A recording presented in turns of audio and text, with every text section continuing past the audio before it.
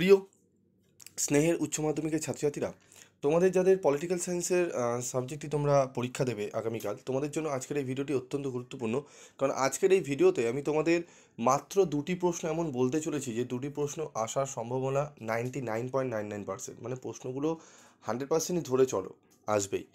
তো শুধু প্রশ্ন দুটো বলবো না, সাথে উত্তরও বলবো এবং ফ্রি অফ কস্টে নোটসও দিয়ে দেবো তোমাদের। তোমাদের এর আগে অনেক ভিডিও আমি দিয়েছি, অনেক সাবজেক্টের ফ্রি অফ কস্টে নোটসও প্রোভাইড করেছি। তোমরা সেগুলোকে অনেকে দেখেছো, তারা লাভবান হয়েছো, তারাই রিকোয়েস্ট করছো বারবার, অনেক কল করেছো যে স্যার আমাদের একটু নোটসগুলো যদি দিয়ে দেন ভালো হয়, পড়তে খুব সুবিধা হচ্ছে, খুব সহজ সরল ভাষায় লেখা আছে এবং আমরা টিচারকেও দেখিয়েছি, উনিও বলেছেন খুব সুন্দর নোটস লেখা এটি। তো তোমাদের জন্য সেইভাবেই আমি খেটে তৈরি করি। আমাদেরও বিভিন্ন কোচিং সেন্টারের স্যারেরা রয়েছেন, আমরা অক্লান্ত পরিশ্রম করে তোমাদের জন্য করি, যাতে তোমরা ভালো একটা রেজাল্ট করতে পারো। ঠিক আছে? তো তোমরা যদি রিজনেবল প্রাইসে যদি যদি সেরা পড়াশোনা করতে চাও, তাহলে অবশ্যই চ্যানেলের সাথে যোগাযোগ রেখো, সাথে থেকো। অনেক কিছু তোমরা ভালো জিনিসই পাবে, এটুকু বলতে পারি। তো দেখো, আমাদের যে গুরুত্বপূর্ণ প্রশ্ন যেটি আসার সম্ভাবনা অনেকটাই রয়েছে, বিশ্বায়নের প্রকৃতি। তো এই বিশ্বায়নের প্রকৃতির তোমরা উত্তরটি দেখে না, আমি আগেও আলোচনা করেছিলাম, আজকে আমি দুটো প্রশ্ন বিশেষ করে আলোচনা করছি এবং এর পিডিএফ নোটসও আমি তোমাদের দিয়ে দেবো। কীভাবে পাবে সেটি একটু পরেই বলছি আমি, তোমরা একটু দেখে নাও যে বিশ্বায়ন কী। বিশ্বায়ন হলো জাতীয় সীমানার বাইরে বহুজাতিক কর্পোরেশনের সক্রিয়তা এবং আন্তঃসীমানা ভিত্তিক সুযোগের এক যৌথ প্রক্রিয়া।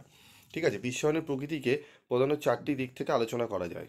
ঠিক আছে? আর্থিক দিক, রাজনৈতিক দিক, সাংস্কৃতিক দিক এবং পরিবেশগত দিক। ঠিক আছে? পরিশেষে বলা যায়, একবিংশ শতাব্দীতে বিশ্বায়ন এক অপরিহার্য আন্তর্জাতিক প্রক্রিয়া। মুক্ত বাজার, অর্থনীতি, উদারীকরণ ও বাণিজ্যিক বিশ্বায়ন থেকে কোনো দেশ বাইরে বেরিয়ে আসতে পারে না। এই পরিপ্রেক্ষিতে বলা যায়, উন্নত দেশগুলোর মোকাবিলায় উন্নয়নশীল দেশসমূহকে ঐক্যবদ্ধ হয়ে নিজেদের স্বার্থ রক্ষায় বিশ্বায়নকে কাজে লাগানো দরকার।